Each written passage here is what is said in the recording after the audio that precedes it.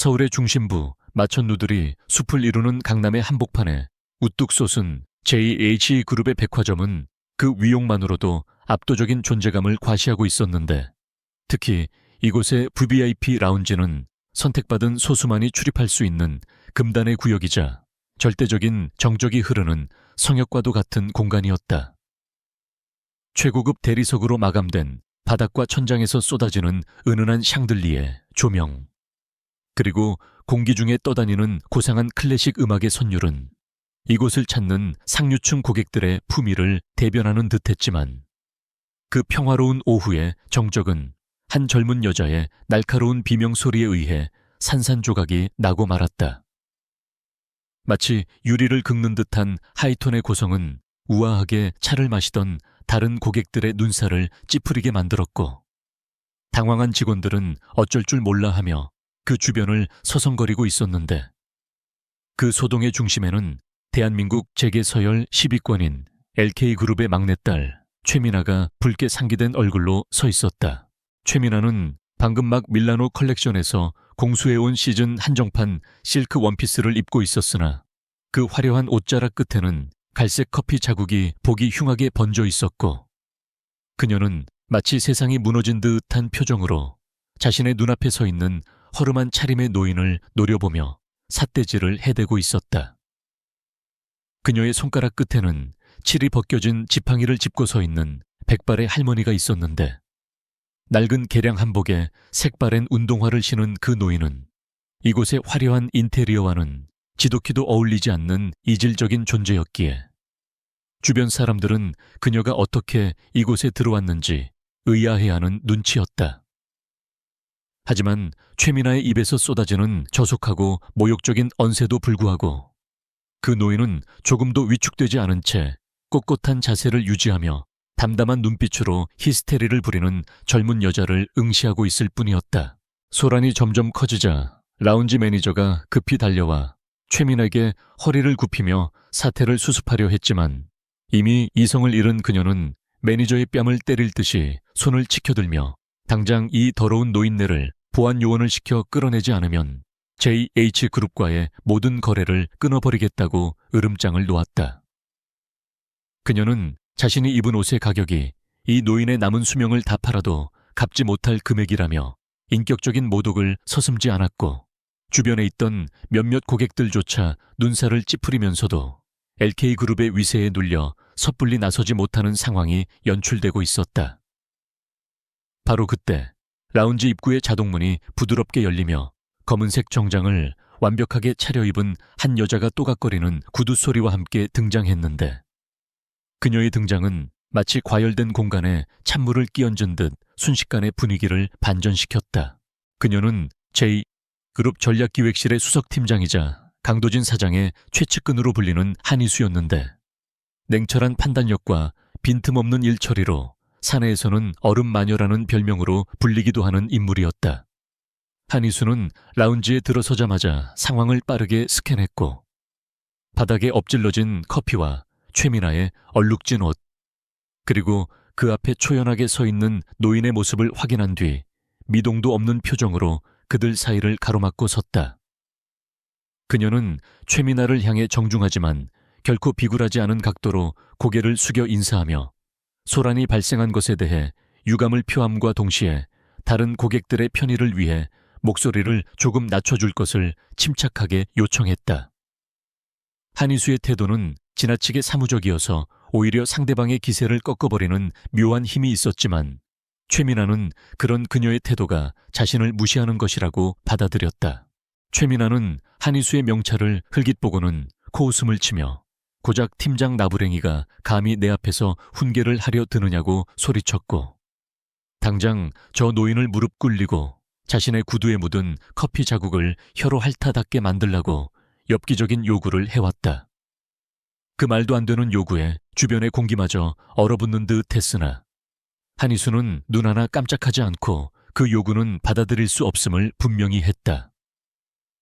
그녀는 JG그룹의 공간 안에서는 지위 고하를 막론하고 모든 사람의 인격이 존중받아야 한다는 사원을 언급하며 옷에 대한 변상은 규정에 따라 절차대로 진행하겠지만, 비인격적인 행위는 결코 용납할 수 없다는 단호한 입장을 보였다. 한희수의 목소리는 높지 않았지만 그 안에 담긴 단단한 심지는 듣는 이들로 하여금 그녀가 결코 물러서지 않을 것임을 직감하게 했다. 자존심에 씻을 수 없는 상처를 입은 최민아는 분노에 몸을 떨며 핸드백에서 휴대폰을 꺼내 들었고 당장 강도진 사장에게 전화를 걸어 너 같은 건 오늘부로 책상을 빼게 만들겠다며 악을 썼다. 그녀는 한희수에게 너는 주제 파악을 못하고 있으며 내가 누구인지 안다면 감히 이런 식으로 대처하지 못할 것이라고 협박을 이어갔지만 한희수는 그저 묵묵히 그녀의 폭언을 듣고만 있을 뿐 어떠한 감정적인 동요도 보이지 않았다. 오히려 한희수는 보안팀에게 눈짓을 보내 다른 고객들이 불편해하지 않도록 동선을 정리하게 했고 최민아에게는 지금 업무 방해로 신고할 수도 있지만 고객에 대한 마지막 예우로 참는 것이니 돌아가달라고 정중하게 축가행령을 내렸다. 그 차가운 축객령은 최민아에게 있어 불난 집에 부채질을 한 격이나 다름없었다. 결국 분을 이기지 못한 최민아는 씩씩거리며 바닥을 구두굽으로 쾅쾅 찍으며 돌아섰고 나가면서도 반드시 후회하게 만들어주겠다는 저주 섞인 말을 남기는 것을 잊지 않았다.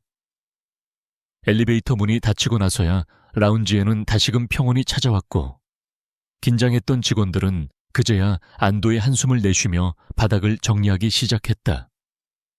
한희수는 그제야 몸을 돌려줄 곳 침묵을 지키고 있던 노인을 바라보았는데 방금 전에 냉랭했던 눈빛은 사라지고 어느새 걱정스런 기색이 역력한 눈빛으로 변해 있었다. 그녀는 노인에게 다가가 혹시 다친 곳은 없는지, 놀라지는 않으셨는지 부드러운 목소리로 물으며 손수건을 꺼내 노인의 옷에 묻은 커피 자국을 조심스럽게 닦아주기 시작했다. 사실 이 노인은 JH그룹의 창업주이자 강도진 사장의 친할머니인 박옥자 명예회장이었으나 평소 검소한 성품 탓에 신분을 숨기고 시장통을 돌아다니거나 일반 고객들의 동향을 살피는 것을 즐기는 괴짜 회장님이기도 했다. 박옥자는 자신의 옷을 닦아주는 한희수의 손길을 물끄러미 바라보며 요즘 젊은 사람들 같지 않게 강단이 있고 예의가 바르다며 내심 감탄하고 있었다. 보통 사람이라면 LK그룹의 딸이라는 배경에 겁을 먹고 굽신거리거나 반대로 자신 같은 노인네를 귀찮아하며 대충 처리하려 했을 텐데 한희수는 그 두 가지 반응 중 어디에도 속하지 않는 올곧은 모습을 보여주었기 때문이었다. 박옥자는 짐짓 모르는 척하며 고맙다는 말을 건넸고 한희수는 그저 당연한 일을 했을 뿐이라며 엷은 미소를 지어 보였다. 한희수는 노인을 편안한 소파로 안내한 뒤 따뜻한 유자차 한 잔을 대접하며 잠시 쉬었다 가시라고 권했고 직원을 불러 댁까지 모셔다 드리라고 지시하려 했다. 하지만 박옥자는 손사래를 치며 자신은 혼자 갈 수 있다고 고집을 피웠고 한희수는 그런 그녀의 고집에서 묘한 친근감을 느끼며 더 이상 강요하지 않고 정중하게 배웅했다. 박옥자는 라운지를 나서며 힐끔 뒤를 돌아보았는데 다시 업무 모드로 돌아가 직원들에게 지시를 내리는 한희수의 뒷모습을 보며 입가에 의미심장한 미소를 지었다. 그녀는 평소 손자인 도진이 곁에 믿을 만한 사람이 없어 늘 걱정이었는데 오늘 뜻밖의 장소에서 흙 속에 숨겨진 진주를 발견한 것 같은 기분이 들었기 때문이었다. 사무실로 돌아온 한희수는 책상 위에 쌓여있는 결제 서류들을 보며 깊은 한숨을 내쉬었는데 방금 전의 소동이 단순히 해프닝으로 끝나지 않을 것임을 직감하고 있었기 때문이었다. LK그룹과의 합작 프로젝트가 진행 중인 시점에서 최민아의 심기를 건드린 것은 회사 차원에서 분명 리스크가 될 수 있었지만 그녀는 자신의 행동을 후회하지 않았다. 그녀에게 있어 원칙과 소신은 타협할 수 없는 가치였고 그것이 설령 자신의 자리를 위협한다 해도 굽힐 생각은 추호도 없었다. 한희수는 인터폰을 눌러 비서에게 LK그룹 관련 계약서와 최민아의 그동안의 클레임 내역을 전부 가져오라고 지시하며 다가올 폭풍에 대비하기 위해 조용히 전열을 가다듬기 시작했다. 창밖으로 보이는 서울의 하늘은 여전히 맑았지만 그녀의 마음속에는 이미 거대한 먹구름이 몰려오고 있었다. 최민아의 분노는 단순히 라운지에서의 해프닝으로 끝나지 않았고 그녀는 자신의 모든 인맥과 권력을 동원하여 한희수를 사회적으로 매장시키기 위한 본격적인 작업에 착수했다. 그녀는 JH그룹의 인사본부장에게 직접 전화를 걸어 자신의 심기를 거스른 직원을 당장 해고하지 않으면 현재 진행 중인 수천억 원 규모의 투자 계약을 전면 백지화하겠다는 협박을 서슴지 않았다. 수화기 너머로 들려오는 최민아의 히스테릭한 고성에 인사본부장은 식은땀을 흘리며 연신 고개를 조아렸고 그는 사내 규정이나 절차 따위는 무시한 채 오로지 대형 클라이언트의 비위를 맞추기 위해 한희수를 희생양으로 삼을 궁리를 하기 시작했다. 최민아는 전화를 끊으며 입가에 비릿한 미소를 지었는데 그녀에게 있어 타인의 생계나 커리어를 망가뜨리는 일은 그저 자신의 부러진 손톱만큼도 중요하지 않은 유희에 불과했기 때문이다. 다음 날 아침 JH그룹 본사 로비에는 출근하는 직원들 사이로 전날 VVIP 라운지에서 벌어진 사건에 대한 소문이 걷잡을 수 없이 퍼져나가고 있었다. 엘리베이터 앞에서도 탕비실에서도 사람들은 삼삼오오 모여 수군거렸는데 대부분은 한희수가 LK그룹 막내딸의 옷을 망가뜨리고 모욕을 주었다는 왜곡된 내용이 사실인 양 떠돌고 있었다. 평소 한희수의 빈틈없는 업무 처리와 빠른 승진을 시기하던 몇몇 직원들은 고소하다는 듯 킬킬거리며 그녀의 몰락을 예견했고 그녀가 오늘 중으로 책상을 빼게 될 것이라는 악의적인 내기를 걸기도 했다. 하지만 정작 당사자인 한희수는 로비에 들어서는 순간부터 쏟아지는 수많은 시선과 수군거림을 완벽하게 무시한 채 평소와 다름없는 흔들림 없는 걸음걸이로 보안 게이트를 통과하고 있었다. 인사팀의 호출을 받고 불려간 회의실의 공기는 무겁게 가라앉아 있었고 인사본부장은 곤혹스러운 표정으로 한희수에게 사태의 심각성을 역설하며 사직서 제출을 종용했다.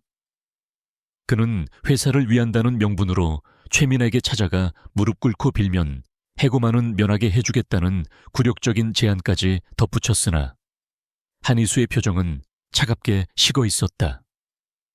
그녀는 자신이 회사의 이미지를 실추시킨 것이 아니라 오히려 갑질 고객으로부터 회사의 존엄을 지킨 것이라고 반박하며 부당한 징계나 강요에 대해서는 노동법에 의거하여 정식으로 대응하겠다는 뜻을 굽히지 않았다.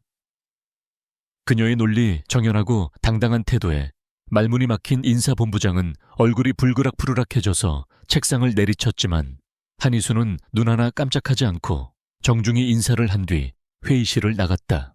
자리로 돌아온 한희수는 감정에 휘둘려 시간을 낭비하는 대신 조용히 모니터 앞에 앉아 방역을 위한 준비를 시작했다. 그녀는 보안팀장에게 협조를 구해 라운지 CCTV 원본 영상을 확보하여 별도 서버에 저장해 두었고 동시에 LK그룹과 JH그룹 사이에 오갔던 지난 5년간의 거래 내역을 샅샅이 뒤지기 시작했다. 그녀의 예상대로 최민아가 이사로 등재된 LK패션 계열사는 제2백화점 입점 과정에서 특혜를 받은 정황이 포착되었고 불투명한 자금 흐름과 하청업체에 대한 대금 미지급 건 등 치명적인 약점들이 속속들이 드러나고 있었다.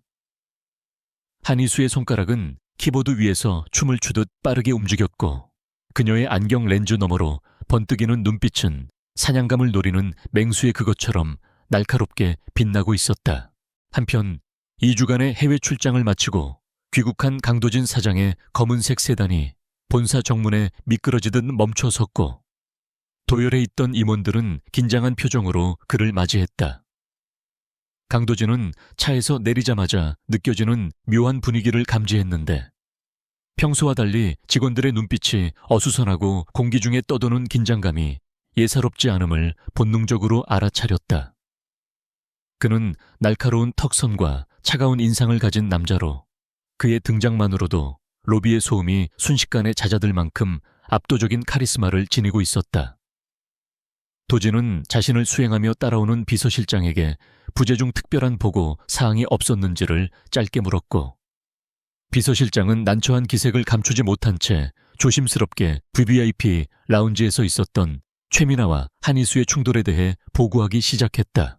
강도준은 전용 엘리베이터에 올라타며 비서실장의 보고를 묵묵히 들었는데 한희수가 LK그룹의 딸에게 맞서 한치의 양보도 없이 대립했다는 대목에서 흥미롭다는 듯 한쪽 눈썹을 치켜 올렸다. 그는 한희수가 단순히 성질이 나빠서 고객과 싸울 사람이 아니라는 것을 누구보다 잘 알고 있었기에 그녀가 그렇게까지 행동한 데에는 분명 타당한 이유가 있을 것이라고 판단했다. 하지만 그는 즉시 개입하는 대신 관망하는 쪽을 택했는데 이는 한희수의 업무 능력을 신뢰하는 동시에 그녀가 이 위기를 어떻게 스스로 돌파해 나갈지 지켜보고 싶은 호기심이 발동했기 때문이었다. 도준은 집무실에 들어서며 재킷을 벗어 던지고는 비서실장에게 한희수를 당장 부르는 대신 라운지 사건의 전말을 객관적으로 파악할 수 있는 자료를 먼저 가져오라고 지시했다.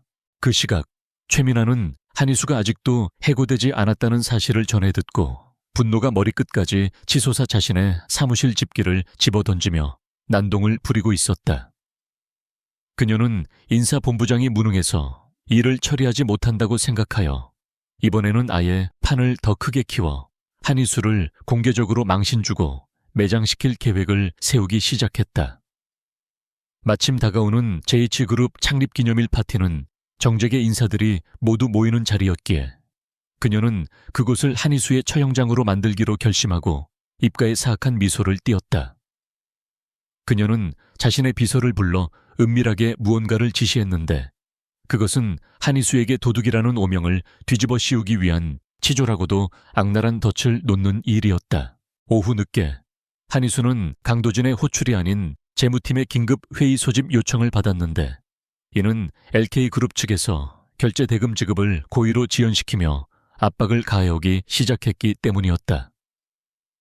회의실에 모인 임원들은 모두 한희수를 원망스러운 눈빛으로 바라보며 개인적인 감정 싸움 때문에 회사 전체가 피해를 보고 있다며 노골적으로 불만을 표출했다.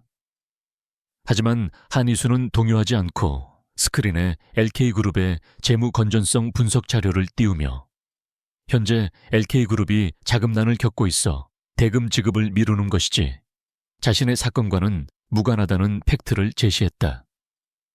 그녀의 냉철한 분석과 흔들리지 않는 태도에 임원들은 꿀먹은 벙어리가 되었고 회의실의 분위기는 순식간에 한희수의 주도로 흘러가기 시작했다. 늦은 밤 모두가 퇴근한 텅 빈 사무실에 홀로 남은 한희수는 창밖으로 보이는 화려한 서울의 야경을 내려다보며 잠시 피로한 눈을 감았다. 그녀는 자신이 걷고 있는 이 길이 결코 쉽지 않음을 알고 있었지만 타협하는 순간 자신을 지탱해 온 신념이 무너질 것이라는 사실 또한 잘 알고 있었기에 멈출 수가 없었다. 그때 그녀의 책상 전화기가 울렸고 수화기를 들자 익숙하면서도 낮은 저음의 목소리가 들려왔는데 바로 강도진 사장이었다. 그는 용건 없이 늦게까지 남아있는 이유를 물었지만 그 무뚝뚝한 질문 속에 숨겨진 묘한 신뢰와 걱정을 한희수는 놓치지 않았고 내일 있을 창립기념일 파티 준비를 완벽하게 마치겠다는 짧은 대답으로 그에게 화답했다. JH그룹의 창립 50주년 기념 파티가 열리는 그랜드 볼룸은 대한민국 상위 1%의 사교장이라는 명성에 걸맞게 화려함의 극치를 달리고 있었는데 천장 높은 곳에 매달린 거대한 크리스털 샹들리에는 수천 개의 빛 조각을 흩뿌리며 연회장 전체를 황금빛으로 물들이고 있었다. 정재계의 거물들과 유명 인사들이 속속 도착하여 샴페인 잔을 부딪히는 소리와 현악 사중주단의 감미로운 연주가 어우러져 고풍스러운 분위기를 자아내고 있었지만 이 화려한 무대 뒤편에서 모든 상황을 통제하고 있는 한희수의 머릿속은 초시계처럼 정교하게 돌아가고 있었다. 그녀는 짙은 네이비색의 오프숄더 드레스를 입어 평소의 딱딱한 오피스 룩과는 전혀 다른 매혹적인 자태를 뽐내고 있었지만 그녀의 귀에 꽂힌 이니어와 손에 들린 태블릿 PC는 그녀가 이 파티의 주인공이 아닌 총괄 디렉터임을 명확히 보여주고 있었다. 한희수는 VIP들의 동선과 식사 서빙 타이밍, 조명의 조도까지 세세하게 체크하며 파티가 한치의 오차도 없이 진행되도록 진두지휘하고 있었는데 그 완벽주의적인 모습은 멀리서 지켜보던 강도진 사장의 시선을 사로잡기에 충분했다. 강도진은 메인 테이블에 앉아 정계 인사들과 담소를 나누면서도 시선은 자꾸만 분주하게 움직이는 한희수에게 머물렀고 그녀가 보여주는 프로페셔널한 태도와 우아한 몸짓에서 눈을 뗄 수 없었다. 그는 며칠 전 보고받은 라운지 사건 이후로 그녀를 더욱 주시하게 되었는데 거대 기업의 딸 앞에서도 굴하지 않던 그녀의 당당함이 오늘 밤 이 복잡한 연회장에서도 빛을 발하고 있다는 사실에 묘한 만족감을 느끼며 샴페인을 들이켰다. 하지만 그 평화로운 관망은 연회장 입구 쪽에서 요란한 소음과 함께 등장한 최민에 의해 깨지고 말았다. 최민아는 마치 자신이 오늘 밤의 여왕이라도 된 듯 온몸을 명품으로 휘감고 등장했는데 특히 그녀의 목에 걸린 물방울 다이아몬드 목걸이는 조명을 받아 눈이 시릴 정도로 번쩍거리고 있어 사람들의 시선을 한 몸에 받았다.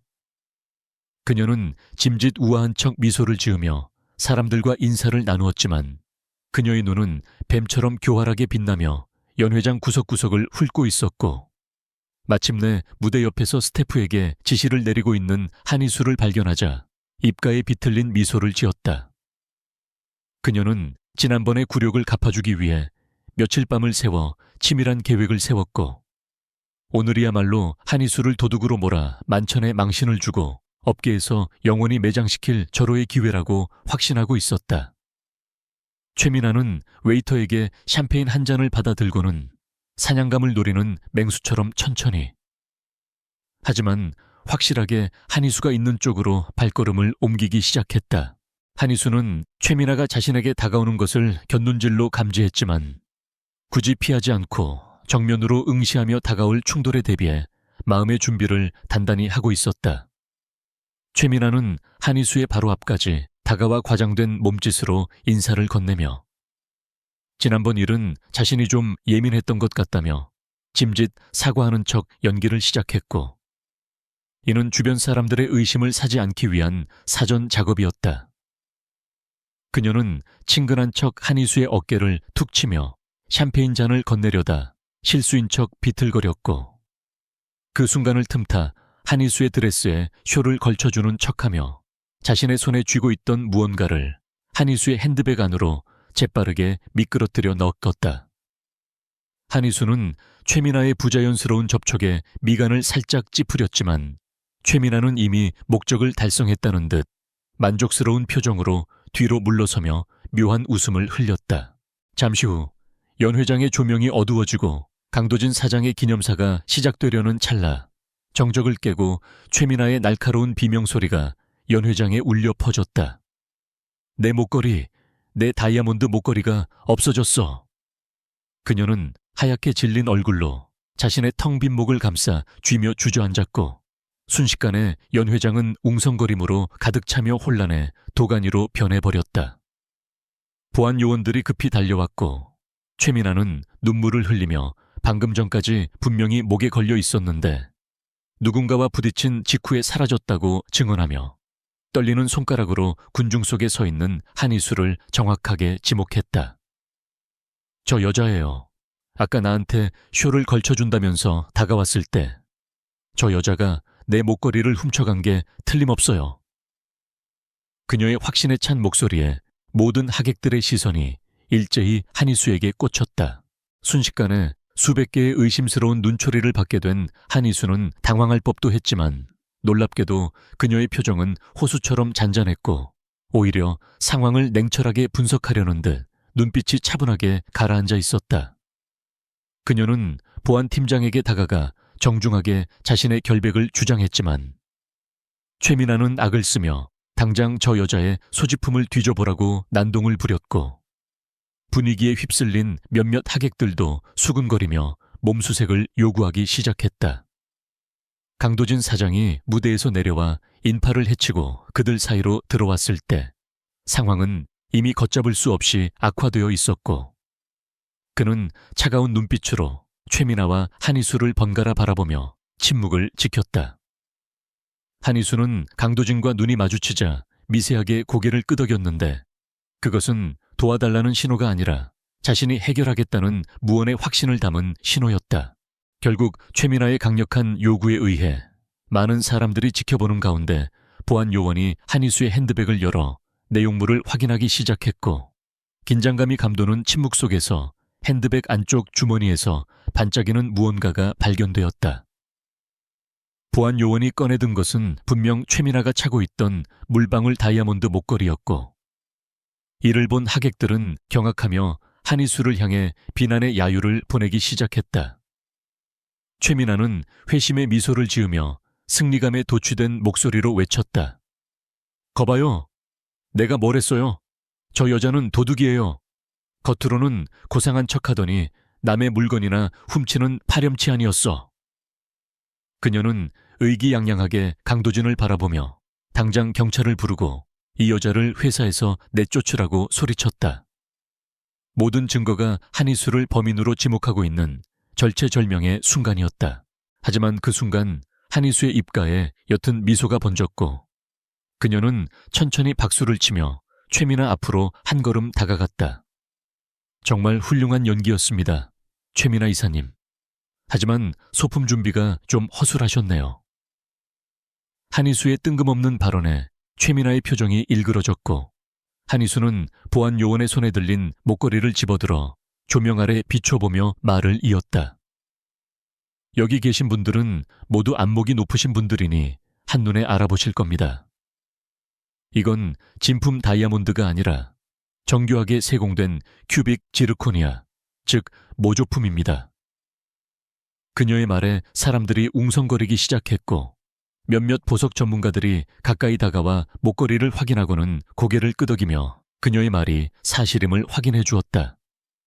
최민아의 얼굴은 순식간에 사색이 되었고 그녀는 당황하여 말을 더듬기 시작했다. 한희수는 거기서 멈추지 않고 연회장 천장 구석에 설치된 고해상도 보안 카메라를 손가락으로 가리키며 결정타를 날렸다. 그리고 이사님, 저 카메라는 행사의 보안을 위해 제가 특별히 설치한 초고화질 4K 카메라입니다. 이사님이 제 가방에 이 모조품을 집어넣는 장면이 아주 선명하게 녹화되어 있을 겁니다. 지금 당장 대형 스크린에 띄워드릴까요? 한희수의 말은 단순한 위협이 아니었고 그녀는 이미 태블릿 PC를 조작하여 해당 영상을 띄울 준비를 마친 상태였다. 최민아는 자신이 팠던 함정에 스스로 걸려들었다는 사실을 깨닫고 다리에 힘이 풀려 주저앉을 뻔했으나 자존심 때문에 간신히 테이블을 짚고 버티며 식은땀을 흘렸다. 하객들의 시선은 이제 비난에서 경멸로 바뀌어 최민아를 향하고 있었고 그녀는 쥐구멍이라도 찾고 싶은 심정이었다. 궁지에 몰린 최민아는 수치심과 분노를 견디지 못하고 이성을 잃기 시작했고 자신의 잘못을 인정하는 대신 화풀이할 대상을 미친 듯이 찾았다. 그때 그녀의 눈에 띈 것은 연회장 구석진 테이블에 앉아 조용히 케이크를 먹고 있는 며칠 전 백화점 라운지에서 마주쳤던 그 노인, 박옥자 명예회장이었다. 박옥자는 손자의 연설을 듣기 위해 참석했으나 편안한 복장으로 구석에 앉아 있었기에 사람들의 눈에 띄지 않았던 터였다. 최민아는 반사적으로 소리를 지르며 손가락으로 노인을 가리켰다. 저 할망구, 저 늙은이가 재수없게 여기 와 있어서 일이 꼬인 거야. 저런 격 떨어지는 노인네를 이런 파티에 들이니까 물이 흐려지는 거라고. 그녀는 자신의 치부를 덮기 위해 말도 안 되는 억지를 부리며 모든 화살을 힘없어 보이는 노인에게 돌리는 최악의 악수를 두고 말았다. 강도진의 눈썹이 꿈틀거리며 그의 눈빛에 서늘한 살기가 스쳐 지나갔지만 한희수는 침착하게 그를 제지하며 눈짓으로 아직 때가 아니라는 신호를 보냈다. 최민아는 보안 요원들에게 당장 저 노인을 끌어내라고 고래고래 소리를 질렀지만 이미 그녀의 신용은 바닥에 떨어진 상태라. 보안 요원들은 꼼짝도 하지 않고 난처한 표정으로 강도진의 눈치만 살피고 있었다. 박옥자는 케이크 포크를 내려놓고 천천히 자리에서 일어났는데 그 자그마한 체구에서 뿜어져 나오는 기품과 위험은 주변의 공기를 압도하는 무언가가 있었다. 그녀는 소란스러운 연 회장을 가로질러 천천히 하지만 힘 있는 걸음으로 최민아와 한희수가 대치하고 있는 중앙무대 쪽으로 걸어 나오기 시작했다. 연 회장은 다시금 기묘한 정적에 휩싸였고 사람들은 이 정체불명의 노인이 누구인지 왜 이 상황에 끼어드는지 호기심 어린 눈으로 지켜보았다. 한희수는 다가오는 박옥자를 향해 깊이 고개를 숙여 예를 표했고 그 모습을 본 최민아는 코웃음을 치며 비아냥거렸다. 뭐야, 둘이 짜고 치는 고스톱이었어? 천한 것들끼리 아주 잘들 노네. 최민아의 막말이 극에 달하는 순간 강도진이 더 이상 참을 수 없다는 듯 앞으로 나서려 했다. 하지만 박옥자는 손을 들어 손자를 멈춰 세우고는 인자하지만 서리빨 같은 눈빛으로 최민아를 똑바로 응시하며 입을 열었다. 젊은이, 그 입에 담긴 말이 참으로 거칠구만. 옷이 더러워지면 빨면 되지만 마음이 더러워지면 무엇으로 씻어낼 텐가. 박옥자의 목소리는 크지 않았지만 연 회장의 높은 천장을 울릴 만큼 명료했고 그 안에 담긴 무게감은 듣는 이들의 가슴을 서늘하게 만들었다. 최민아는 알 수 없는 위압감에 한 발짝 뒤로 물러서면서도 여전히 상황 파악을 하지 못한 채 경비병들을 부르며 발악했다. 이 미친 할망구가 설교질이야. 야, 뭐해? 당장 이 여자 끌어내라니까. 내 말이 말 같지 않아? 그녀의 비명에 가까운 외침이 끝나기도 전에 연 회장의 메인문이 활짝 열리며 정복을 입은 경호원들이 대거 진입하여 도열하기 시작했다. 이것은 단순한 소동의 끝이 아니라 거대한 폭풍이 몰아치기 직전의 전조였으며 최민아의 오만함이 불러온 파국은 이제 막 시작되려 하고 있었다. 연 회장의 화려한 샹들리에 불빛 아래에서 최민아의 히스테리는 정점을 향해 치닫고 있었는데 그녀의 고함 소리는 우아한 클래식 선율을 찢어발기며 참석한 모든 이들의 고막을 자극하고 있었다. 그녀는 자신의 값비싼 다이아몬드 목걸이 사건이 한희수의 완벽한 방역으로 인해 수포로 돌아가자 이제는 이성의 끈을 완전히 놓아버린 채 오로지 눈앞의 허름한 노인을 희생양으로 삼아 자신의 무너진 자존심을 세우려 발악하고 있었다. 최민아는 보안 요원들에게 삿대질을 해대며 왜 당장 저런 냄새나는 늙은이를 끌어내지 않느냐고 윽박질렀고 그녀의 입에서 쏟아지는 말들은 상류층 자제라고는 믿기 힘들 정도로 천박하고 독하기 그지없어 듣는 이들의 얼굴을 화끈거리게 만들었다. 그녀의 논리는 단순하고도 폭력적이었는데 격조 높은 JH그룹의 파티에 저런 비루한 행색의 노인이 있다는 것 자체가 물을 흐리는 일이며 자신의 불쾌감은 곧 LK그룹의 불쾌감이라는 억지 주장을 펴고 있었다. 보안팀장과 요원들은 그야말로 진퇴양난의 상황에 빠져 식은땀을 흘리고 있었는데 그들은 직감적으로 저 노인이 보통 인물이 아님을 느끼고 있었지만 눈앞에서 날뛰는 거대 광고주의 딸인 최민아를 무시할 수도 없어 어쩔 줄 몰라 하고 있었다. 최민아는 그들의 주저함을 비웃으며 자신의 핸드백을 바닥에 내동댕이 쳤고 그 요란한 소리에 파티장의 모든 시선이 집중되자 마치 자신이 비극의 여주인공이라도 된 듯 과장된 몸짓으로 가슴을 치며 울분을 토해냈다. 그녀는 주변의 귀빈들을 향해 동의를 구하는 눈빛을 보냈으나 이미 그녀의 거짓말과 난동을 지켜본 사람들은 그녀와 눈을 마주치는 것을 피하며 싸늘한 침묵으로 일관할 뿐이었다. 하지만 최민아는 그 침묵을 자신의 위세에 눌린 동조라고 착각하며 더욱 기고만장해져서 노인의 코앞까지 다가가 표독스러운 눈빛으로 노려보았다. 그때까지 묵묵히 그 모든 모욕을 감내하고 있던 박옥자 명예회장은 깊은 한숨을 내쉬며 고개를 저었는데 그녀의 눈빛에는 분노보다는 철없는 아이를 바라보는 듯한 연민과 안타까움이 서려 있었다. 그녀는 평생을 바쳐 일군 이 회사가 그리고 자신이 지켜온 가치들이 고작 거칠애와 오만에 젖은 젊은이에 의해 더럽혀지는 것을 보며 씁쓸함을 감출 수 없었지만 결코 품위를 잃지 않은 채 꼿꼿한 자세를 유지했다.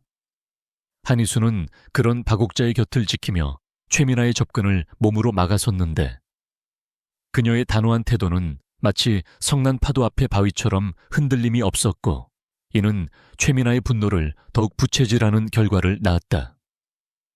최민아는 한희수의 뺨을 때리기 위해 손을 번쩍 치켜들었고 비켜, 너 같은 하녀 주제에 감히 누굴 가로막아 라고 소리치며 위협적인 기세를 보였다.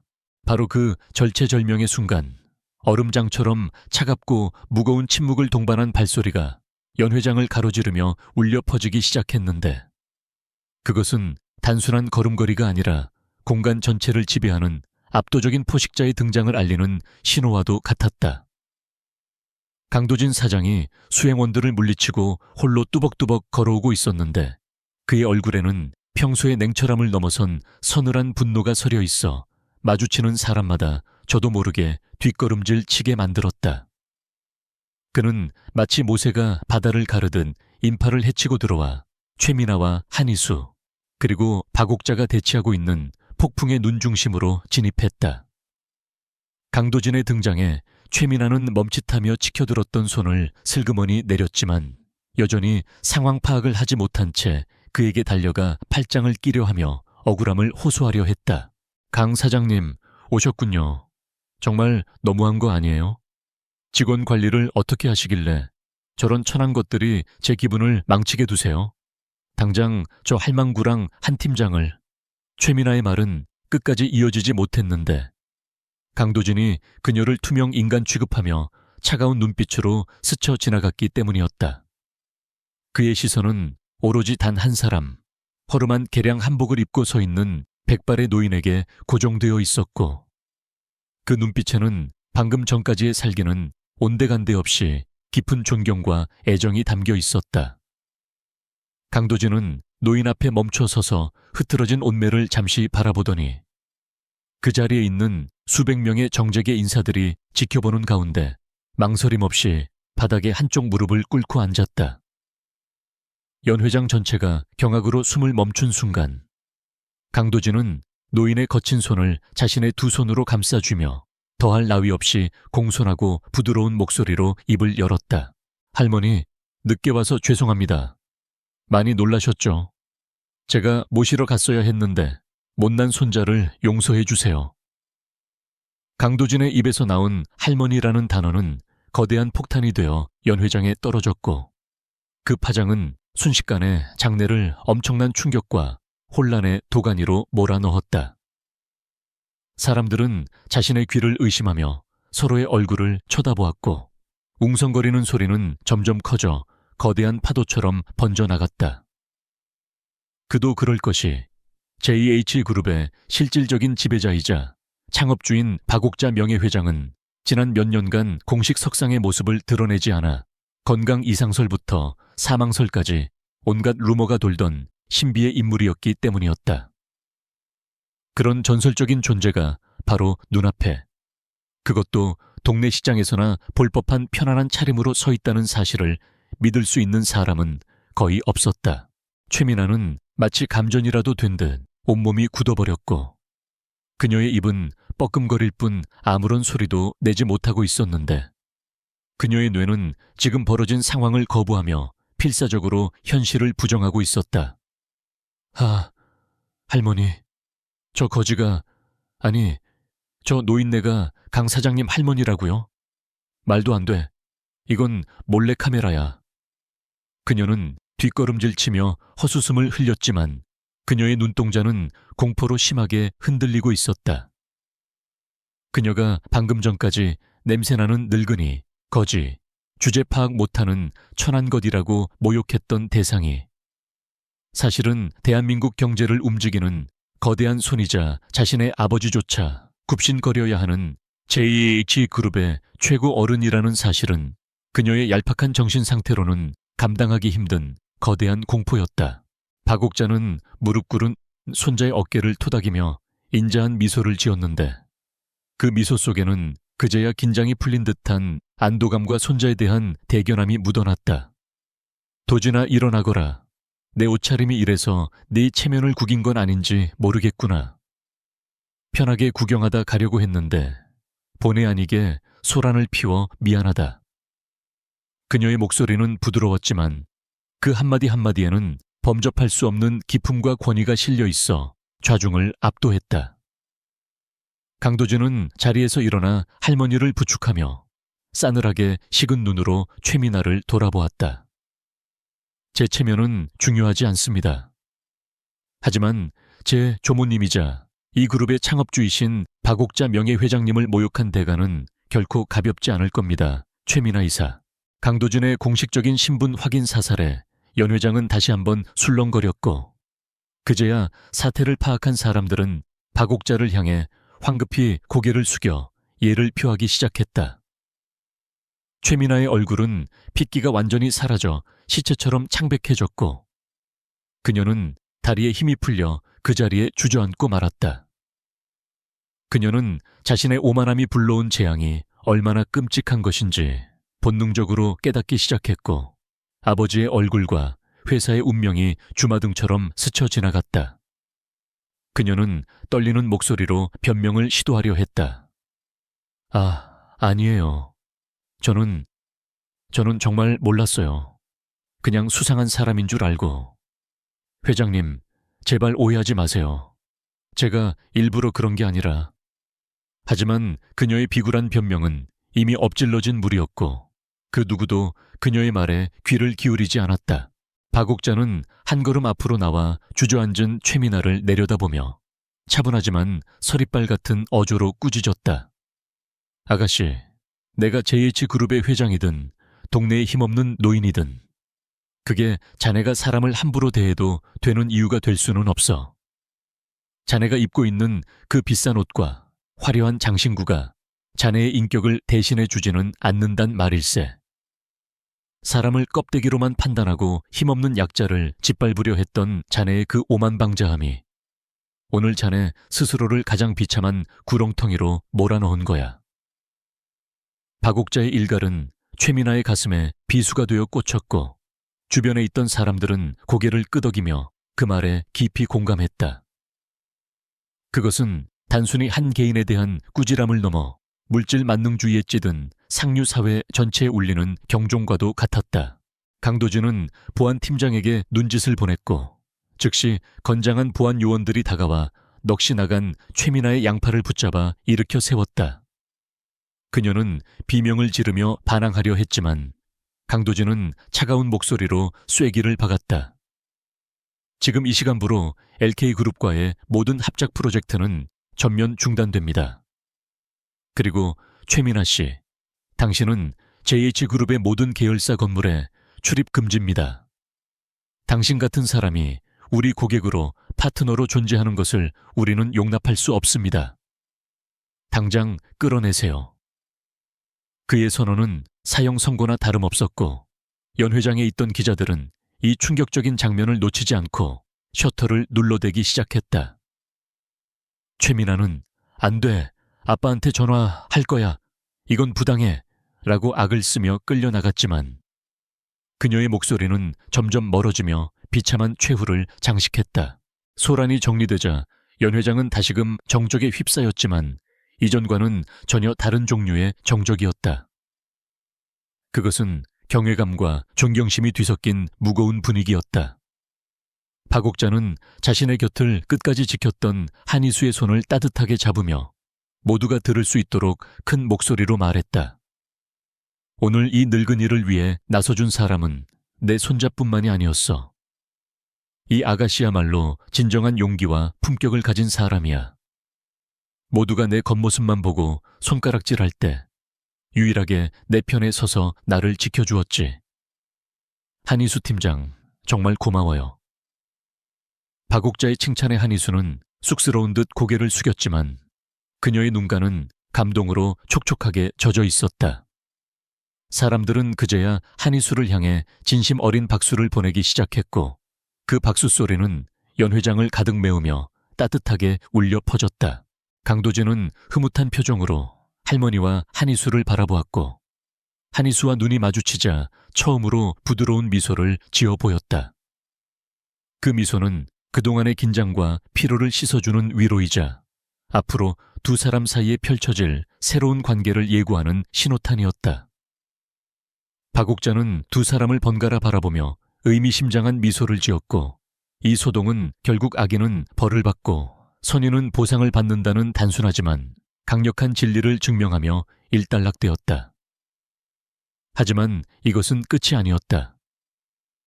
LK그룹의 몰락과 그에 따른 후폭풍, 그리고 강도진과 한희수 사이에 싹트는 미묘한 감정의 변화는 이제 막 시작된 새로운 이야기의 서막에 불과했기 때문이다. 밤은 깊어갔지만 JH그룹 본사의 불빛은 그 어느 때보다 밝게 빛나고 있었다.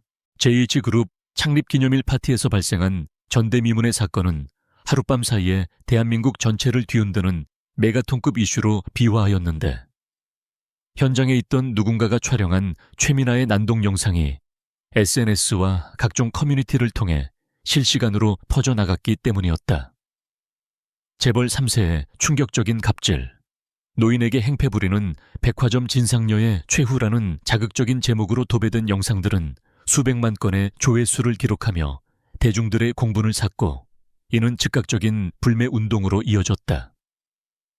다음 날 아침 주식시장이 개장하자마자 LK그룹의 주가는 곤두박질치기 시작했고, 주요 투자자들은 서둘러 자금을 회수하려 했으며 LK그룹 본사 앞에는 분노한 시민단체와 취재진이 몰려들어 그야말로 아수라장을 방불케 했다.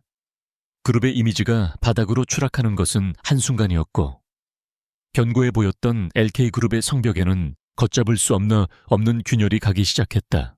LK그룹 회장실의 분위기는 그야말로 초상집이나 다름없었는데, 최 회장은 책상 위에 놓인 신문들을 바닥으로 쓸어버리며 짐승처럼 포효하고 있었다. 그는 자신의 막내딸이 저지른 멍청하고 오만한 행동 하나가 수십 년간 쌓아올린 공든탑을 무너뜨리고 있다는 사실을 도저히 받아들일 수 없어 분노로 몸을 떨었다. 비서실장은 핏기가 가신 얼굴로 들어와 JH그룹 측에서 보낸 내용 증명을 내밀었는데, 거기에는 파트너십의 즉각적인 해지 통보와 함께 브랜드 이미지 실추에 따른 천문학적인 손해배상 청구 소송이 포함되어 있었다. 최 회장은 손을 부들부들 떨며 서류를 읽어 내려갔고, 강도진 사장이 빈말을 하는 위인이 아니라는 것을 뼈저리게 실감하며 깊은 절망감에 휩싸였다. 그는 당장 JH그룹 강도진 사장과의 면담을 요청하라고 고함을 쳤지만 이미 그쪽에서는 모든 연락 채널을 차단한 상태였다.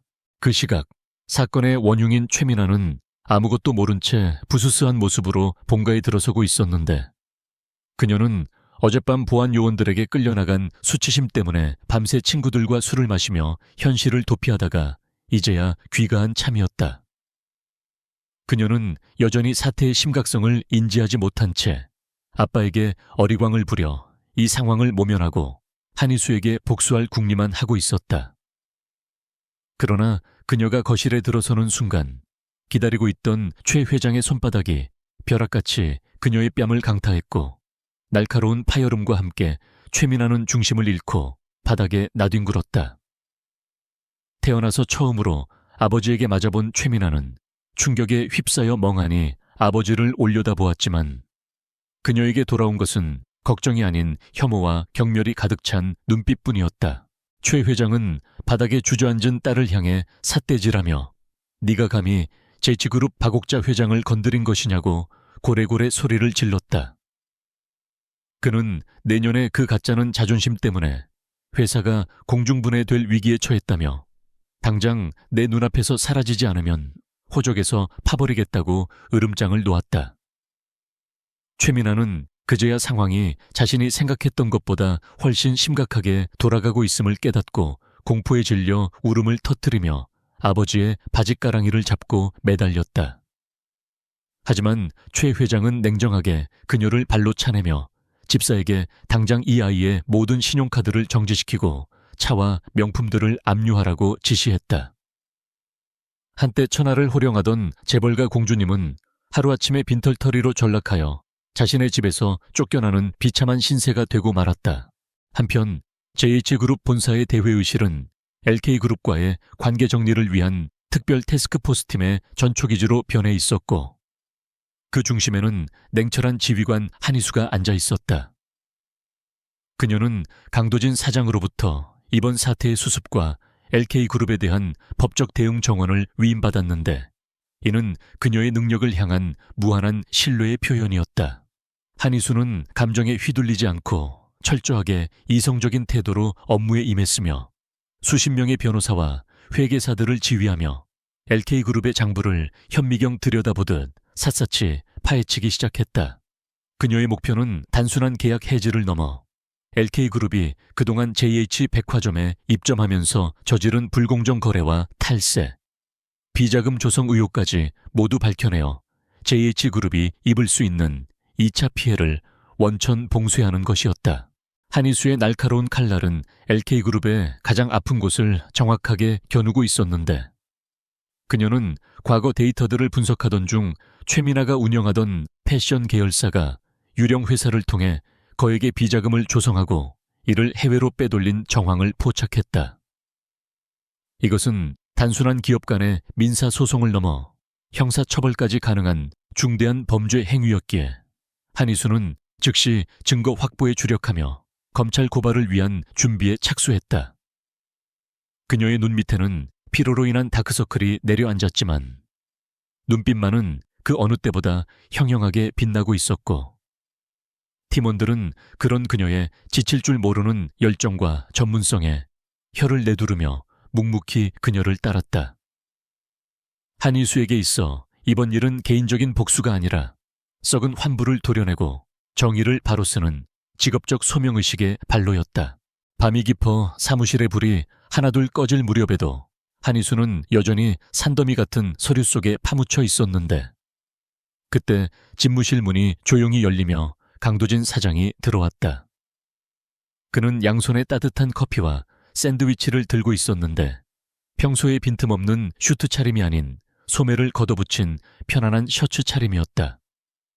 도진은 놀란 한희수에게 가볍게 눈짓하며 소파에 앉으라고 권했고 자신도 그 맞은편에 앉아 커피를 건네며 잠시 쉬어가라고 부드럽게 말했다.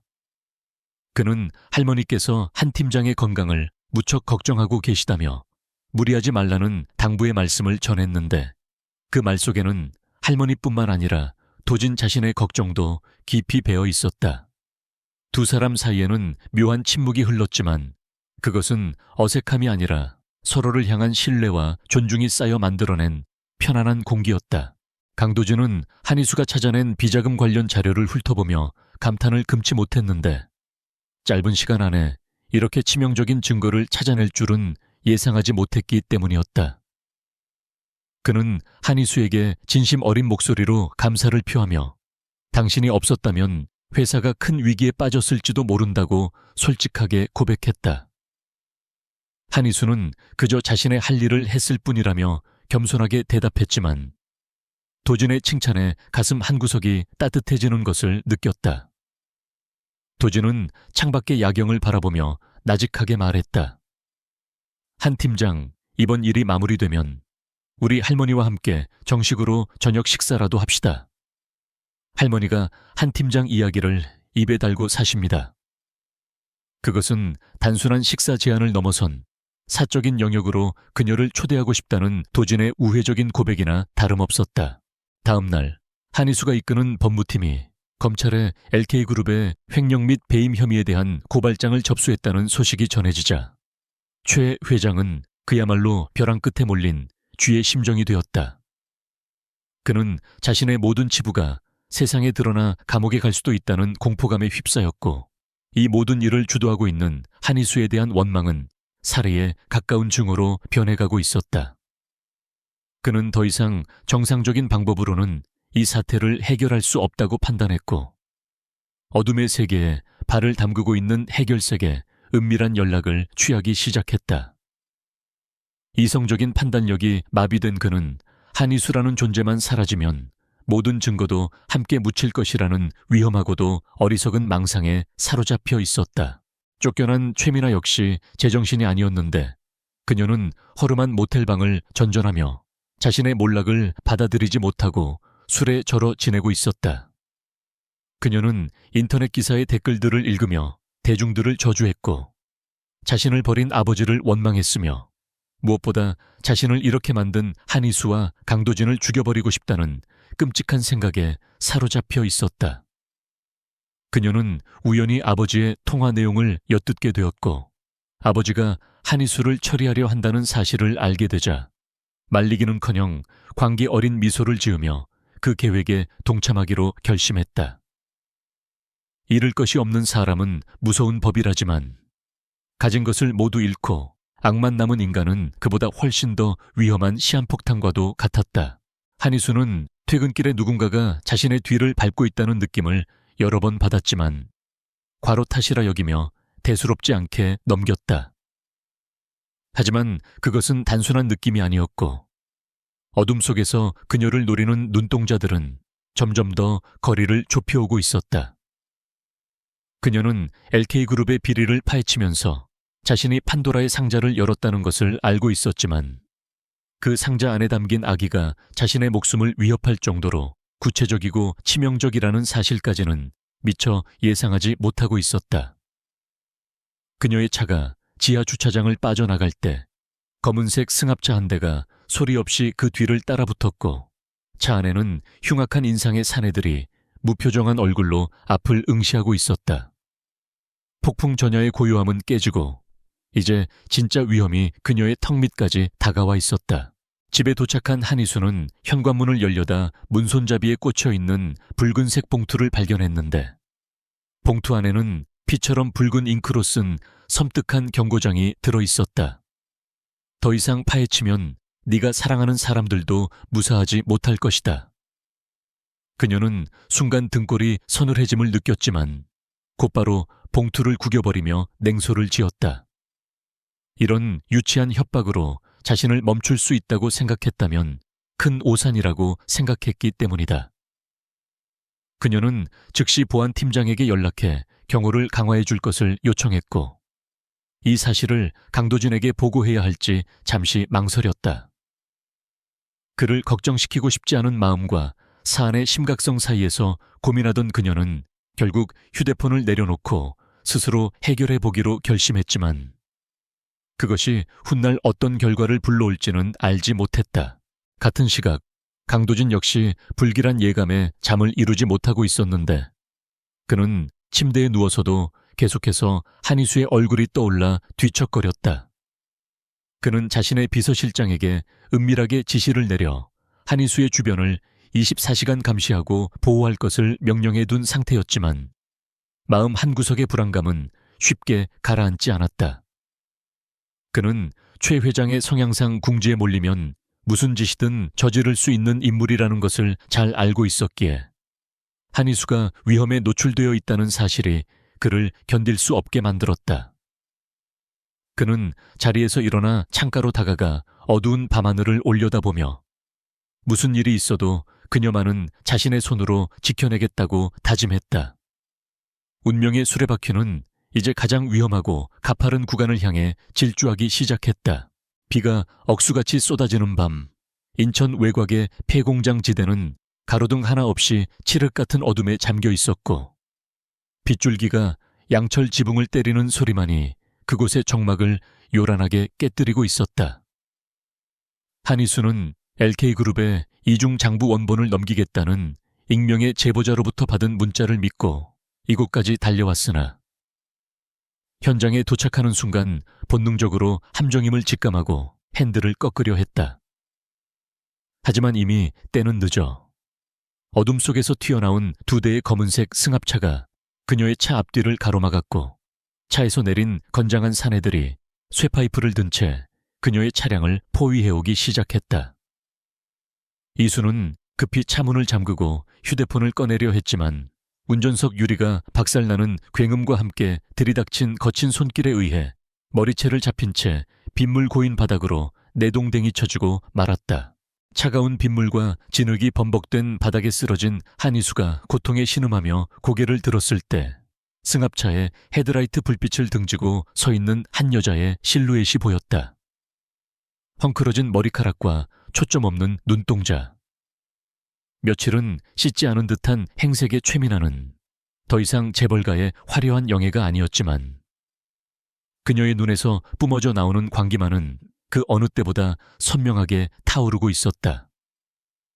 최민아는 기괴한 웃음소리를 흘리며 천천히 다가와 이수의 턱을 지시겨 잡았는데 그녀의 손톱이 피부를 파고드는 고통보다 더 끔찍한 것은 이성을 완전히 상실한 인간이 내뿜는 섬뜩한 살기였다. 한이수, 내가 감히 내 인생을 망쳐? 네가 뭔데 나를 바닥으로 끌어내려? 너만 없었으면, 너만 아니었으면 난 여전히 여왕으로 살 수 있었어. 최민아는 이수의 뺨을 후려치며 악을 썼고 그녀의 뒤에서는 최 회장이 고용한 해결사들이 킬킬거리며 이 상황을 즐기고 있었는데 그들은 돈만 받으면 사람 하나 처리하는 것은 일도 아니라고 생각하는 무자비한 자들이었다. 이수는 입안이 터져 피맛이 느껴지는 와중에도 흐려지는 의식을 붙잡으며 냉정하게 상황을 파악하려 애썼고 공포에 질려 비명을 지르는 대신 차분한 목소리로 최민아를 자극하지 않으려 노력했다. 최민아 씨, 지금이라도 멈추세요. 여기서 더 나아가면 정말 돌이킬 수 없습니다. 저를 해친다고 해서 당신의 지위가 회복되는 것은 아닙니다. 이수의 논리적인 설득은 오히려 최민아의 열등감을 자극하는 기폭제가 되어버렸고 그녀는 주변에 있던 쇠파이프를 집어들며 이수를 향해 죽일 듯이 달려들었다.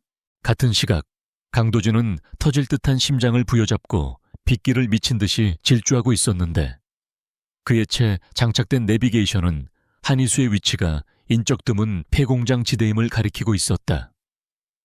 그는 며칠 전부터 한이수의 신변이 걱정되어 그녀의 차량에 비상위치 추적기를 달아두었고 그녀의 차가 멈춘 것이 제보자가 말한 장소가 아니라 함정일 가능성이 높다는 보안팀장의 보고를 받자마자 앞뒤 잴 것 없이 뛰쳐나온 것이었다. 빗길에 미끄러지는 차체를 가까스로 제어하며 그는 핸들을 내리쳤고 만약 그녀에게 손가락 하나라도 된다면 그들이 누구든 이 세상에서 가장 고통스럽게 만들어주겠다고 핏발선 눈으로 다짐했다. 그의 머릿속에는 오직 한이수를 구해야 한다는 생각뿐이었고 평소의 냉철한 이성은 그녀를 잃을지도 모른다는 공포 앞에서 완전히 무너져 내리고 있었다. 폐공장 안에서는 최민아가 휘두른 파이프가 이수의 어깨를 강타했고 끔찍한 통증에 이수는 비명을 지르며 바닥을 굴렀지만 최민아는 멈추지 않고 더욱 잔인하게 웃으며 다가왔다. 아파. 나는 네가 내 모든 것을 뺏어갔을 때 이것보다 100배는 더 아팠어. 이제 내 그 잘난 얼굴을 엉망으로 만들어줄게. 강도진 사장이 그래도 너를 거들떠나 보나보자. 최민아가 다시 한번 파이프를 높이 쳐들고 이수의 머리를 향해 내리치려는 절체절명의 순간 공장 입구에 낡은 철문이 굉음과 함께 뜯겨나가며 검은색 세단 한 대가 맹수처럼 돌진해 들어왔다. 강도진의 차는 망설임 없이 깡패들이 서 있는 곳을 들이받았고 갑작스러운 상황에 놀란 깡패들이 혼비백산하여 흩어지는 사이 그는 차에서 뛰어내려 이수에게로 달려갔다. 강도진은 짐승처럼 포효하며 최민아를 밀쳐냈고 바닥에 쓰러져 있는 한이수를 자신의 등 뒤로 숨기며 주변을 포위한 해결사들을 향해 살기등등한 눈빛을 쏘아보냈다. 내 사람에게 손대지 마라. 털끝 하나라도 건드리면 오늘 너희들 모두 제 발로 걸어서 이곳을 나가지 못할 것이다. 그의 목소리는 지옥에서 올라온 사신처럼 낮고 음산했지만 수적으로 우세한 해결사들은 비릿한 웃음을 흘리며 주머니에서 칼을 꺼내 들고 도진을 향해 좁혀오기 시작했다. 도진은 유도 유단자였지만 무기를 든 다수의 전문가들을 상대로 그것도 부상당한 이수를 지키면서 싸우는 것은 목숨을 건 도박이나 다름없었다. 하지만 그는 한 발자국도 물러서지 않았고 오히려 넥타이를 풀어 손에 감으며 전투태세를 갖추었다.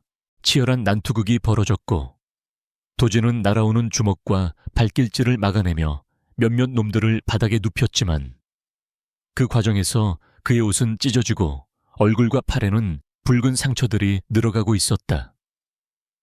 이수는 고통스러운 몸을 일으켜 도진의 옷자락을 붙잡으며 제발 도망가라고 울부짖었지만 도진은 거친 숨을 몰아쉬면서도 그녀를 안심시키듯 짧게 고개를 저을 뿐이었다. 그때 쓰러졌던 최민아가 깨진 유리 조각을 집어들고 이수의 등 뒤로 몰래 다가와 그녀를 찌르려 했고 이를 눈치챈 도진이 반사적으로 몸을 날려 이수를 감싸 안았다. 윽! 둔탁한 소리와 함께 도진의 등에서 붉은 선혈이 솟구쳤고 이수는 자신의 눈앞에서 무너져 내리는 도진을 받아 안으며 세상이 무너지는 듯한 비명을 질렀다. 도진이 쓰러지자 당황한 최민아는 뒷걸음질치며 피 묻은 유리 조각을 떨어뜨렸고 해결사들조차 재벌 총수를 찔렀다는 사실에 공포를 느끼며 주춤거리는 사이 멀리서 요란한 사이렌 소리가 들려오기 시작했다. 강도진이 미리 연락해둔 경찰 특공대와 JH그룹의 보안팀이 현장을 급습했고 공장은 순식간에 제압당하는 범죄자들의 비명소리와 경찰들의 고함소리로 아수라장이 되었다. 최민아는 아니야, 내가 안 그랬어. 저 여자가 시킨 거야 라고 횡설수설하며 발악했지만 경찰들은 가차없이 그녀의 손목에 수갑을 채워 연행해 갔다. 그녀의 아버지가 보낸 해결사들 역시 모조리 제압되어 바닥에 굴비 엮이듯 꿇어 앉혀졌고 그들의 오만했던 계획은 철저한 파멸로 끝을 맺었다. 구급대원들이 달려와 도진의 상태를 살피는 동안 이수는 피투성이가 된 도진의 얼굴을 어루만지며 하염없이 눈물을 쏟아내고 있었다. 사장님, 도진씨, 눈 좀 떠봐요. 왜 그랬어요? 나 같은 게 뭐라고. 그녀의 눈물은 빗물과 섞여 도진의 뺨 위로 흘러내렸고 희미하게 의식을 차린 도진은 힘겹게 손을 들어 그녀의 눈물을 닦아주려 애썼다. 울지 마요. 당신이 다치는 것보다는 이게 나아요. 그의 목소리는 가늘게 떨리고 있었지만 그 안에 담긴 진심은 그 어떤 말보다도 강렬하게 이수의 가슴을 파고들었다. 도진은 고통 속에서도 옅은 미소를 지으며 자신이 지키고 싶었던 것이 회사의 이익이 아니라 바로 눈앞의 이 여자였음을 죽음의 문턱에서 명확하게 깨닫고 있었다.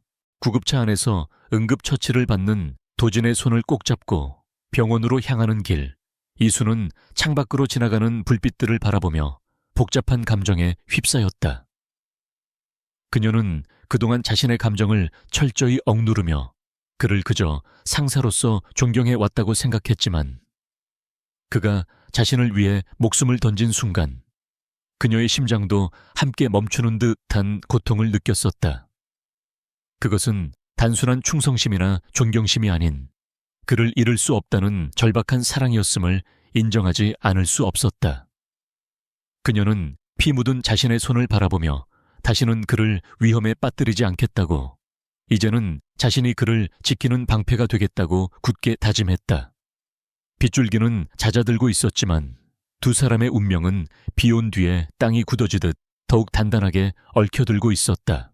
병원 응급실 아픈 소식을 듣고 달려온 박옥자 명예회장과 임원들, 그리고 수많은 취재진으로 인산인해를 이루고 있었는데 박옥자는 휠체어를 타고 나타나 의료진에게 손자의 상태를 물으며 노심초사했다. 수술실에 불이 꺼지고 의사가 나와 생명에는 지장이 없다는 말을 전하자 그제야 박옥자는 안도의 한숨을 내쉬며 다리에 힘이 풀려 주저앉을 뻔했다. 그녀는 수술실 앞에서 멍하니 서 있는 피투성이가 된 옷을 입은 한이수를 발견하고는 조용히 휠체어를 밀어 그녀에게 다가갔다. 박옥자는 아무 말 없이 이수의 떨리는 손을 잡아주었고 그 따뜻한 온기에 이수는 참았던 울음을 터뜨리며 박옥자의 무릎에 얼굴을 묻었다. 죄송합니다. 회장님, 저 때문에. 박옥자는 그런 그녀의 머리를 쓰다듬으며 조용히 고개를 저었다. 아니다. 내 덕분에 내 손자가 진짜 남자가 되었구나. 며칠 후 일반 병실로 옮긴 도진은 아직 거동이 불편했지만 침대 곁에서 밤새 간호하다 잠든 이수의 얼굴을 물끄러미 바라보고 있었다. 아침 햇살이 그녀의 지친 얼굴 위로 쏟아지자 그는 조심스럽게 손을 뻗어 그녀의 뺨에 흩어진 머리카락을 넘겨주었다. 인기척에 눈을 뜬 이수는 화들짝 놀라 일어나려 했지만 도준은 그녀의 손목을 부드럽게 잡아 제지했다. 더 자요. 지난 며칠간 한숨도 못 잔 거 다 알아요. 그의 눈빛은 더 이상 차가운 상사의 것이 아닌 깊은 사랑에 빠진 남자의 그것이었다. 이수는 얼굴을 붉히며 고개를 숙였지만 잡힌 손을 빼지는 않았다. 병실 안에는 소독약 냄새 대신 달콤하고 따스한 기류가 흐르고 있었고 두 사람은 말하지 않아도 서로의 마음이 맞닿아 있음을 느끼고 있었다. 한편 구치소에 수감된 최민아는 독방에 갇혀 자신의 처지를 비관하며 하루하루 말라가고 있었는데 그녀는 여전히 자신이 피해자라고 믿으며 현실을 부정하고 있었다. 하지만 그녀의 아버지는 이미 꼬리 자르기를 시도하며 딸의 면회를 거부하고 있었고 언론은 연일 LK그룹의 비리와 최민아의 살인 미수 혐의를 대서특필하며 그들을 벼랑 끝으로 몰아넣고 있었다. 최민아는 차가운 시멘트 바닥에 누워 천장을 바라보며 자신이 그토록 무시했던 할망구와 비서 나부랭이가 사실은 자신이 넘볼 수 없는 거대한 산이었음을 뼈저리게 후회했지만 이미 버스는 떠난 뒤였다. 그녀의 오만과 독선이 불러온 파멸은 너무나도 철저해서 다시는 재기할 수 없을 만큼 깊고 어두운 구렁텅이 속으로 그녀를 집어삼키고 있었다. 계절이 바뀌어 은행나무 잎이 노랗게 물들기 시작할 무렵 대한민국 법조계와 재계의 이목이 집중된 서울중앙지방법원 대법정에는 무거운 침묵만이 감돌고 있었는데 이는 LK그룹 일가의 횡령 및 살인 미수 혐의에 대한 최종 선고 공판이 열리는 날이었기 때문이었다. 수의를 입고 피고인석에 앉아있는 최민아와 그녀의 아버지는 과거의 화려했던 영광은 찾아볼 수 없을 정도로 초라하고 피폐해진 모습이었으며 그들의 얼굴에는 깊은 주름과 절망의 그늘만이 가득 드리워져 있었다. 재판장은 엄숙한 목소리로 판결문을 낭독하며 그들이 저지른 기업 범죄와 반인륜적인 행위는 자본주의 사회의 근간을 흔들고 인간의 존엄성을 훼손한 중대한 범죄임을 강조했다. 특히 최민아에게는 자신의 지위를 이용하여 타인을 짓밟고 생명까지 위협한 점에 대해 엄중한 책임을 물어 징역 7년의 실형을 선고했고 그녀의 아버지에게는 무기징역과 함께 천문학적인 벌금형을 내렸다. 판결이 내려지는 순간 방청석에서는 탄식과 환호가 섞여 터져 나왔지만 최민아는 판결을 받아들이지 못한 채 멍하니 허공을 응시하다가 끝내 오열하며 법정 경위들에게 끌려나갔다. 그녀는 마지막 순간까지도 자신이 피해자라고 소리쳤지만 닫히는 철문 너머로 사라지는 그녀의 목소리에 귀를 기울이는 사람은 아무도 없었고 그것은 오만과 독선으로 점철된 그녀 인생의 비참한 종막을 알리는 신호탄이었다. LK그룹은 막대한 벌금과 주가 폭락을 견디지 못하고 공중분해되었으며 알짜배기 계열사들은 JH그룹을 비롯한 건실한 기업들에 의해 인수합병되는 운명을 맞이했다. 이는 단순히 한 기업의 몰락이 아니라 부도덕한 경영과 갑질 문화에 대한 사회적 심판이자 정의의 실현이라는 상징적인 의미를 남기며 역사의 뒤양일로 사라졌다. 모든 법적 절차가 마무리되고 회사가 안정을 되찾을 즈음 강도진 사장은 건강을 완전히 회복하여 경영 일선에 복귀했고 JH그룹 본사 로비는 그의 출근을 환영하는 임직원들의 꽃다발과 박수 소리로 가득 찼다. 도준은 쑥스러운 듯 미소를 지으며 직원들에게 감사를 표했지만 그의 시선은 군중 뒤편에서 조용히 미소 짓고 있는 한희수에게 머물러 있었다. 한희수는 이번 사태를 성공적으로 수습한 공로를 인정받아 최연소 상무로 승진 발령이 났는데 이는 파격적인 인사였음에도 불구하고 그 누구도 이의를 제기하지 않을 만큼 그녀의 능력과 리더십은 이미 입증된 상태였다. 그녀는 이제 단순한 조력자가 아닌 강도진과 어깨를 나란히 하며 JH그룹을 이끌어갈 핵심 경영진으로서 당당히 자신의 자리를 확고히 하고 있었다. 그날 저녁 박옥자 명예회장은 손자와 손자 며느리가 될 한이수를 성북동 자택으로 초대했는데 고풍스러운 한옥의 앞마당에는 가을 국화 향기가 그윽하게 퍼지고 있었다. 박옥자는 평소에 소박한 차림으로 텃밭에서 직접 기른 채소들로 정성스럽게 저녁상을 차려놓고 두 사람을 맞이했고, 오랜만에 느껴보는 가정의 따스한 온기에 도진과 이수의 마음도 훈훈하게 녹아내렸다. 식사 내내 웃음꽃이 끊이지 않았고, 박옥자는 이수의 밥그릇에 생선살을 발라 올려주며 친할머니처럼 살갑게 챙겨주었다. 그녀는 과거 VVIP 라운지에서 이수가 자신을 지켜주었던 일을 회상하며 그때 이미 이 아이가 내 손자의 짝이 될 운명임을 직감했다고 농담 섞인 진담을 건넸고, 이수는 얼굴을 붉히며 수줍게 웃었다. 식사가 끝난 후 박옥자는 안방 장롱 깊숙한 곳에서 오래된 자기암을 꺼내 들고 나왔는데 그 안에는 세월의 흔적이 고스란히 묻어있는 옷가락지 한 쌍이 들어있었다. 그녀는 떨리는 손으로 이수의 손을 잡고 가락지를 끼워주며 이것은 자신이 시어머니에게 물려받아 평생을 간직해 온 갑오라고 설명했다. 이수야, 이 가락지는 단순히 비싼 보석이 아니라 사람을 귀하게 여기고 낮은 곳을 살필 줄 아는 마음을 가진 사람만이 낄 자격이 있는 물건이란다. 네가 우리 도진이 곁에서 그 마음을 잃지 않고 평생 함께 해주길 바란다. 박옥자의 눈가에는 촉촉한 물기가 서려 있었고, 이수는 그 무거운 진심과 사랑에 감동하여 눈물을 흘리며 고개를 깊이 숙여 감사의 인사를 올렸다. 그것은 며느리로서의 정식 인정이자 가족의 일원이 되었음을 알리는 성스러운 의식과도 같았다. 저녁 식사를 마치고 돌아오는 길, 도진은 이수를 집까지 바래다 주는 대신 한강이 한눈에 내려다 보이는 남산의 전망대로 차를 돌렸다. 서울의 화려한 야경이 별바다처럼 펼쳐진 그곳에서 도진은 차가운 가을바람을 막아주기 위해 자신의 코트를 벗어 이수의 어깨에 걸쳐주었다. 두 사람은 난간에 기대어 한참 동안 말없이 야경을 바라보았는데 그 침묵은 어색함이 아니라 서로의 존재만으로도 충분한 충만감으로 채워져 있었다. 도진은 주머니에서 작은 벨벳 상자를 꺼내들고 천천히 입을 열었다.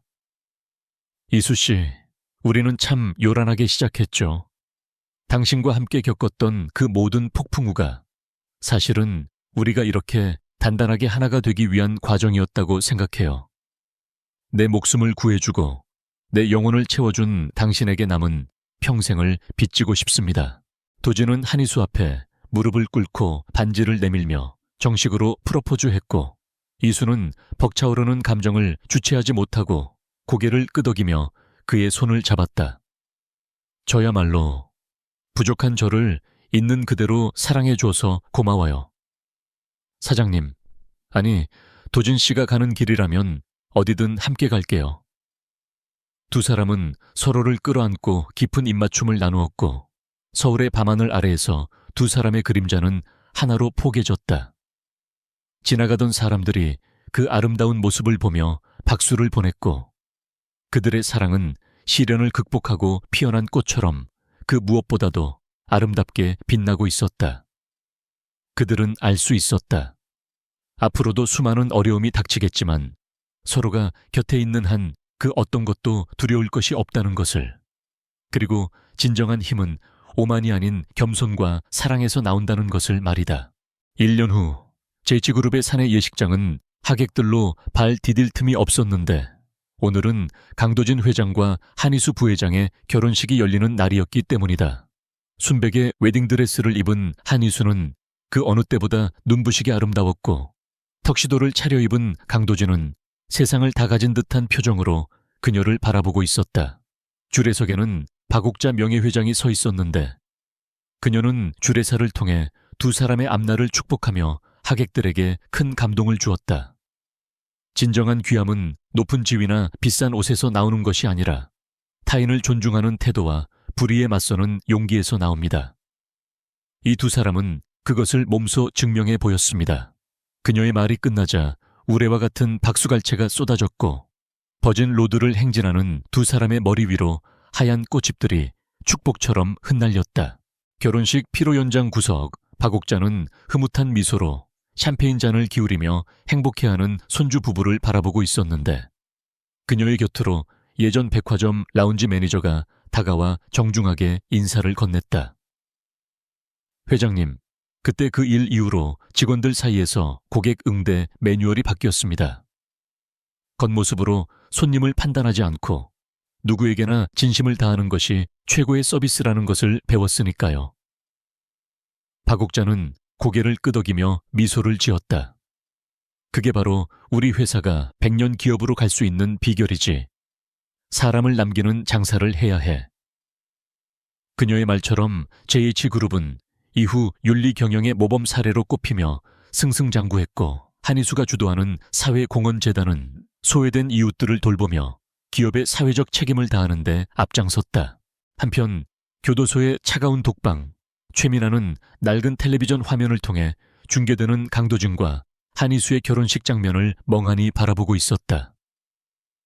화면 속의 한희수는 자신이 그토록 멸시했던 비서였지만 지금은 세상에서 가장 존경받고 사랑받는 여인이 되어 있었고 자신은 한때 모든 것을 가졌으나 지금은 아무것도 남지 않은 죄수 신세였다.